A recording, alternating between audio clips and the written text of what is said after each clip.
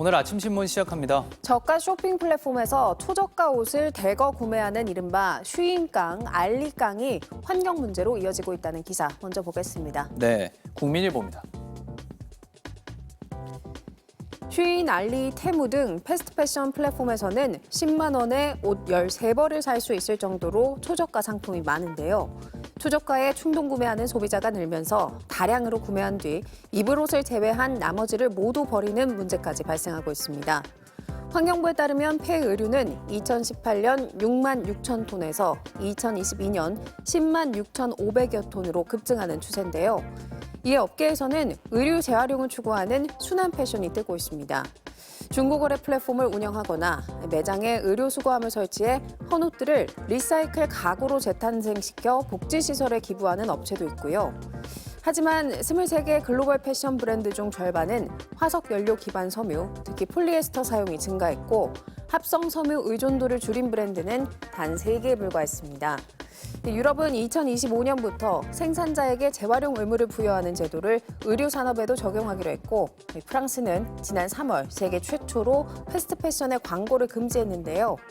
국내에서도 패스트 패션 산업이 일으키는 환경 문제에 대한 규제가 필요하다고 신문은 지적했습니다. 다음은 세계일보입니다. 국내 최대 불법 스트리밍 사이트 누누TV 운영자가 정보 단속을 피해서 만든 TV 위키가 폐쇄 직전까지 월 6천만 회의 접속수와 200만 명 안팎의 방문자 수를 기록한 것으로 확인됐습니다. 방송통신심의위원회가 관련 사이트를 차단하고 있지만 효과는 미미한데요. 운영자가 URL 끝에 숫자만 바꾼 대체 사이트를 만들면 이용자들이 쉽게 찾아서 접속할 수 있기 때문입니다. 제2, 제3의 누누TV 등장을 막기 위해선 이들의 광고 수입원이 되는 불법 도박 사이트 단속이 함께 이루어져야 한다는 지적인데요. 불법 스트리밍 사이트엔 10개에서 20개의 온라인 도박 사이트 배너 광고가 게재돼 있고 광고비는 월 100만 원에서 300만 원에 이릅니다.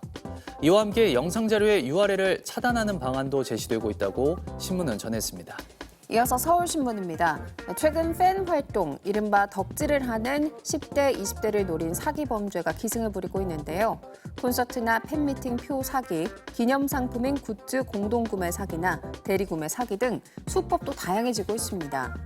한 웹툰 팬인 직장인은 기념상품을 대신 구매해주겠다는 말을 믿었다가 6만 1,000원 피해를 입었고요. 한 고등학생은 아이돌 그룹의 공연표를 소셜미디어에서 사려다 아르바이트로 모은 돈 30만 원을 날리기도 했습니다. 비공식 굿즈나 포토카드 등도 주된 사기 대상인데요. 수량이 한정돼 빨리 사고 싶은 팬들의 간절하고 조급한 마음을 악용하는 겁니다.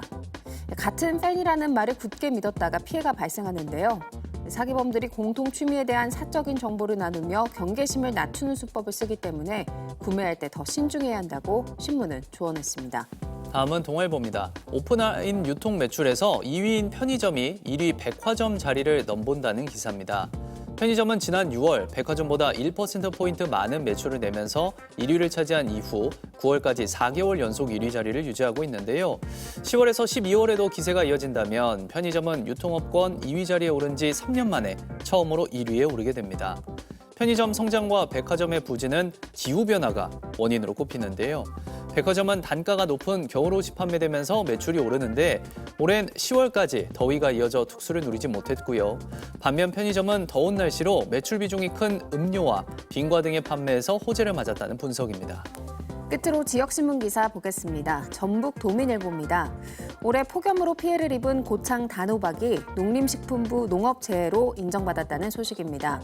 특정 지역에서 단일 품목으로 농업재해를 인정받은 것은 매우 이례적인데요.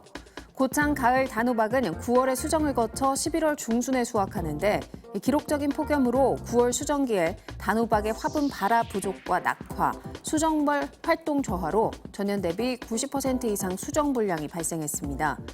130여 개 농가는 수확할 것이 10%도 되지 않는 상황인데 보험 약관상 손해배상에서 제외됐는데요.